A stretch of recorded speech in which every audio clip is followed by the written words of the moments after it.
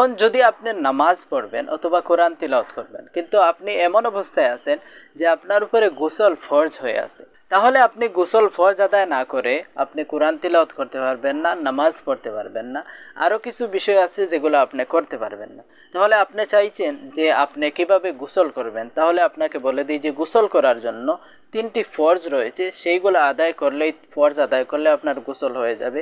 সেই 3টি ফরজের মধ্যে হইতে প্রথমে হচ্ছে আপনাকে কুল্লি করতে হবে, দ্বিতীয় হচ্ছে আপনাকে নাকের মধ্যে নাক সাফ করতে হবে পানি দিয়ে, তৃতীয় হচ্ছে মাথা থেকে পায়ের পাতা পর্যন্ত সমস্ত শরীরকে ভালোভাবে ধৌত করতে হবে যাতে কোনো জায়গাও শুকনা না থাকে। এইভাবে করে আপনি যদি 3টা ফরজ আদায় করে নেন তাহলে আপনার গোসল হয়ে যাবে, আপনার ফরজ গোসল আদায় হয়ে যাবে।